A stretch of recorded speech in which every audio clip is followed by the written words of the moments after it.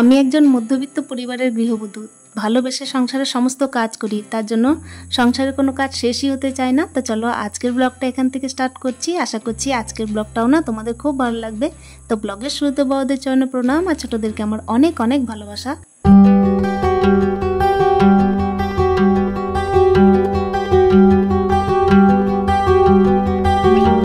তো দেখতেই পাচ্ছ এখানে কিন্তু মধ্যবিত্ত পরিবারের সকাল থেকে কিন্তু কাজ আরম্ভ হয়ে যায়। যাই হোক না কেন, প্রত্যেকটি পরিবারের কিন্তু একই কাহিনী। আর ভালোবেসে আমরা কিন্তু সমস্ত কাজ করি, তার জন্য কিন্তু আমাদের কোনো কষ্টও হয় না। কষ্ট হয় না বলেই কিন্তু একের পর এক কাজ বেরিয়েও যায়। তো দেখতেই পাচ্ছ এখানে কিন্তু বাসি বাসনগুলো নিয়ে বসে পড়েছি। আর ওখানে ওই যে বস্তাগুলো মিলে রাখলাম। কেন বলো তো, বর্ষার টাইম তো বলাই যায় না, কখনো মেঘ হচ্ছে তো কখনো বৃষ্টি। তো এক এক করে সমস্ত কাজ এদিকে সারতে হবে। আর কাজের সাথে সাথে কিন্তু সংসারকে ভালোবাসতে হবে। ভালোবেসে সংসারের সমস্ত কাজ করেছি বলেই কিন্তু একের পর এক কাজ বেরও করে নিয়েছি। এর জন্য কিন্তু কোনো কষ্ট হয় না, বেশ ভালোই লাগে। কেন কি নিজের সংসারকে ওই যে সন্তানের মতো করেই কিন্তু বড় করে তুলি আমরা। আর এগুলো কিন্তু বাড়ির হাউসওয়াইফরাই করে থাকি, অন্য কারো দ্বারা কিন্তু সংসার গুছিয়ে তোলা সম্ভব নয়। আর এগুলো আমরা কিন্তু মধ্যবিত্ত পরিবারের মহিলারা বেশি বুঝি। কেন কি নিজের সংসারকে নিজের হাতে করে ভরিয়ে তুলি, তো তার জন্য কিন্তু এর মায়া টানটাই অন্যরকম।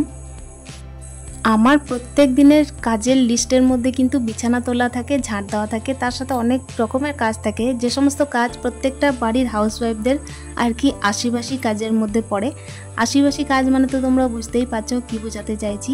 এগুলো কিন্তু মধ্যবিত্ত পরিবারের প্রত্যেকটা মেয়েই করে থাকে। তো দেখো এখানে কিন্তু বিছানাটা তুলে নিয়েছি একটা রুমের। আর আমি প্রত্যেকদিন একটা রুমের বিছানা তোলাই দেখাই, আর একটা রুমে তো দেখাই না। তো চলো আজকে কিন্তু আর একটা রুমেরও দেখিয়ে দিই। তো দেখতেই পাচ্ছ এই যে আর একটা রুমে কিন্তু আমি চলে এসেছি। এই রুমের বিছানাটাও আমি ক্লিয়ার করে নেব। আমরা যারা সংসারকে প্রচণ্ড পরিমাণের ভালোবাসি তারা কিন্তু সংসারে কোনো কাজ শেষ করে উঠতে পারি না, ফুরিয়েই ওঠে না সংসারের কাজ। সংসারের কাজ থেকে কিন্তু কখনো রেহাইও নিতে চায় না। আর সংসারের কাজকে কিন্তু আমরা খুব ভালোবাসি, সন্তানের মতো করেই কিন্তু সংসারটাকে লালন পালন করি বলেই কিন্তু যতই কষ্ট হোক ছেড়েও দিতে পারি না। সেই জন্য দেখো সকালে উঠে থেকে কিন্তু প্রত্যেক দিন রাত পর্যন্ত চিন্তা এটাই থাকে যে কি করে নিজের সংসারটাকে কাজে কিন্তু ভরিয়ে তুলবো, তার সাথে সুন্দর করে কাজে ভরিয়ে তুলবো। শুধুমাত্র আমি নয়, প্রত্যেকটা বাড়ির মহিলা, প্রত্যেকটা বাড়ির বউ, এমনকি প্রত্যেকটা বাড়ির মেয়ে, সবাই সমানভাবে কিন্তু নিজের ঘরকে পরিপাটি করে সুন্দর করে রাখতে চাই। আর দেখতেই পাচ্ছ আমিও কিন্তু সেরকম সকাল হয়েছে কি জানলাগুলো এই খুলে দিয়েছি এখানে।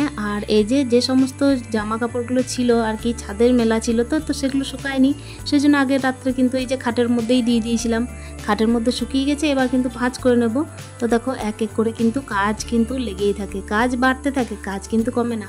কেন বাড়তে থাকে বলো তো? ওই যে আমরা ভালোবাসি কাজকে, সংসারকে গুছিয়ে রাখতে ভালোবাসি, সেই জন্যই কিন্তু কাজ একের পর এক বেরিয়েই যায়। সকাল টাইমে কিন্তু কাজ একটু অগোছালো হয়ে থাকে, অনেক ঘরেই হয়ে থাকে। তবে হ্যাঁ, সময়ের মাঝে মাঝে কিন্তু আমরা কাজগুলোকে বের করিনি। সকাল টাইমে কিন্তু অনেকের স্কুল থাকে, কখনো অফিস থাকে। তো পরিপাটি করে কাজটা না করলেও স্কুল যখন যায় বাচ্চারা বা হাজব্যান্ডরা অফিস যায়, তো তখন কিন্তু সে সংসারে কাজ করে থাকে। আমার একটুখানি বিরতি বলতেই পারো, ছেলের আর কি স্কুল নেই আর খাওয়া দাওয়া কিন্তু মাদের বাড়িতে। তাহলে এক্সট্রা কাজগুলো আমি কিন্তু সুন্দরভাবে গুছিয়ে ফেলবো। আর কাজ কিন্তু গুছিয়ে ফেলবো কাজ চেয়েছি বলে, কাজ কিন্তু আমাকে ডাকেনি, কাজ আমি ডেকেছি। আসলে কাজকে ভালোবেসেছি, সংসারের কাজকে, সেজন্যই কিন্তু সংসারের কাজকে নিখুঁতভাবে করি। প্রতিদিনের কাজের তারা কিন্তু প্রতিটা ঘরেই থাকে।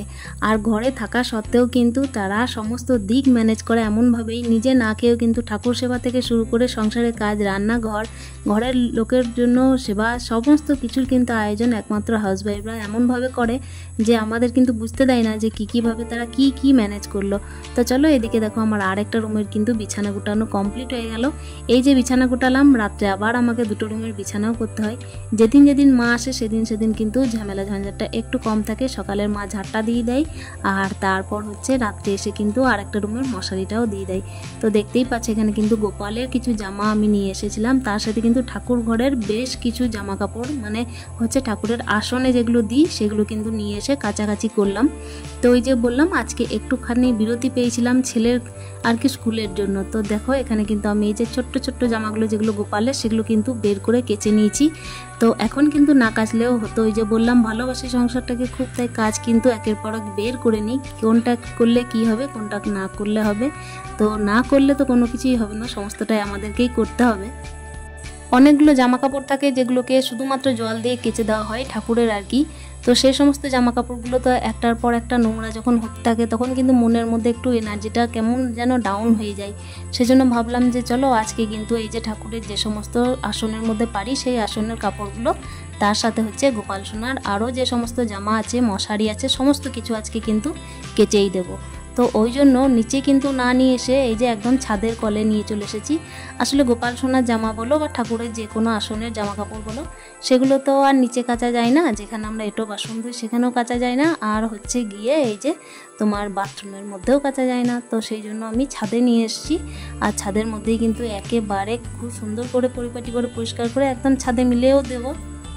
একেবারে স্নান টান সেরে কিন্তু ঠাকুর ঘরে প্রবেশ করব, সেই জন্য কিন্তু একেবারে আমি ওপরে চলে এসেছি।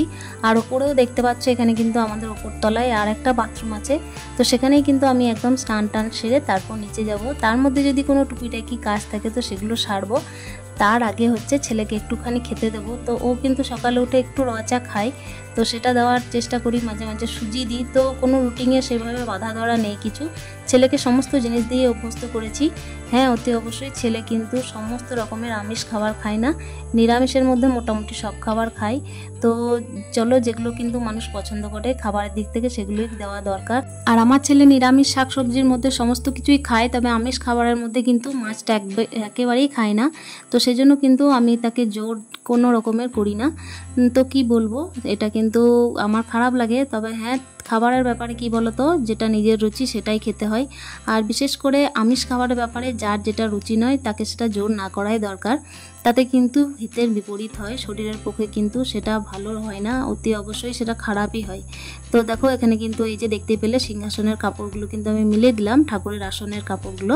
তারপর চলে এসেছি এই যে ছোটো ছোটো কাপড়গুলো মিলে দিয়েছি, আর যেগুলো ছিল সকালের কাচা তো সেগুলো কিন্তু আমি এই যে ছাদের থেকে নিয়ে চলে এসেছি। আসলে হচ্ছে প্রচণ্ড পরিমাণে রোদটা দিয়েছে, তো দিয়ে কিন্তু একটু হাওয়া আর একটু রোদ পেলেই কাপড়গুলো শুকিয়ে যায়। আর এই যে একটা দেখতে পাচ্ছ টেবিল ক্লথ টাইপের, তো এটাও কিন্তু আমি ঠাকুর ঘরেই ইউজ করেছিলাম। তো ইউজ যখন করেছি তখন আলাদাভাবে এটা মিলে দিই। তো চলো এবারে কিন্তু একটু চাটা খাওয়ার পালা।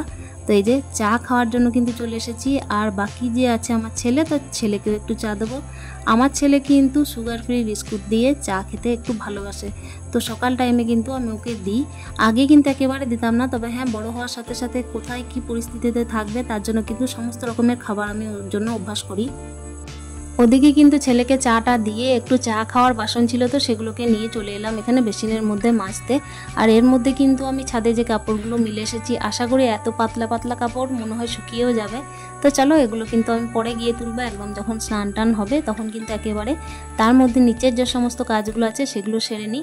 মানে বুঝতেই পারছো প্রত্যেক দিনের যে সমস্ত কাজ থাকে, মেয়েদের বাসি কাজগুলো তো সমস্ত মেয়েদেরকেই করতে হয়, এগুলো না করলে কিন্তু মনটা একেবারে ভালো লাগে না।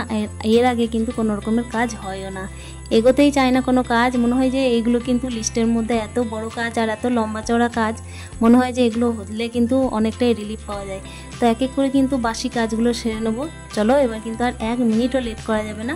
এখানে কিন্তু দেখতেই পাচ্ছ এবার আমি চলে এসেছি, ঘরের ঝাঁটটাট কিন্তু বন্ধুরা আগেই দিয়ে দিয়েছি বলতে আজকে কিন্তু তোমাদের সাথে ঝাঁটটা শেয়ার করিনি আমি।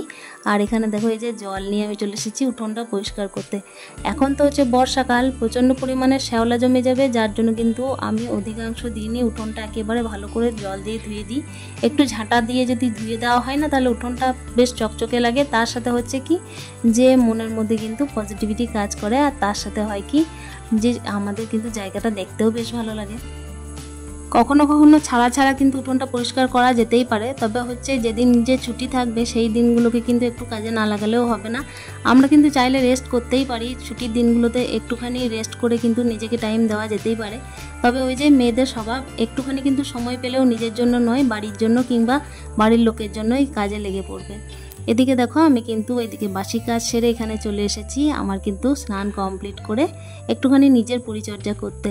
সকালের কিন্তু সমস্ত রকমের কাজ সেরে নিজের একটু পরিচর্যা করি, সামান্যটুকু যেটুকু বেঁচে থাকার জন্য দরকার সমস্ত মহিলাদের, সেটুকুই আর কি। তো দেখতেই পেলে এখানে কিন্তু চুলটা আঁচড়ে তারপরে হচ্ছে সিঁদুরটা পরে নেব। আর ঠাকুর ঘরের সেবা তো প্রত্যেক দিনই থাকে, তোমাদেরকে দেখিয়েই থাকি। আজকেই একটুখানি বিরতি নিলাম ঠাকুর ঘরের সেবা থেকে আমি বিরতি নিই, তোমাদেরকে দেখানোর বিরতি। তো দেখো এখানে কিন্তু এই যে ছাদে যে কাপড়গুলো মিলেছিলাম তোমাদেরকে দেখালাম, মশারি আর চাদর কাচা ছিল, তো সেগুলো কিন্তু আমি এবার তুলে নিয়ে চলে যাব নিচে। আজকে সারাদিনের কিন্তু রান্না বান্না খাওয়া দাওয়ার পালা আছে মাদের বাড়িতে, তো সেজন্যই কিন্তু রান্নার চাপটা নেই বলে কিন্তু এক্সট্রা কাজ খুঁজে বের করে নিয়েছি। আশা করছি আজকের ব্লগটা একটু হলেও ভালো লেগেছে। তো দেখা হচ্ছে নেক্সট ব্লগে। তোমরা ভালো থেকো, সুস্থ থেকো, ততক্ষণের জন্য স্টে হ্যাপি উইথ হ্যাপি মন। টাটা।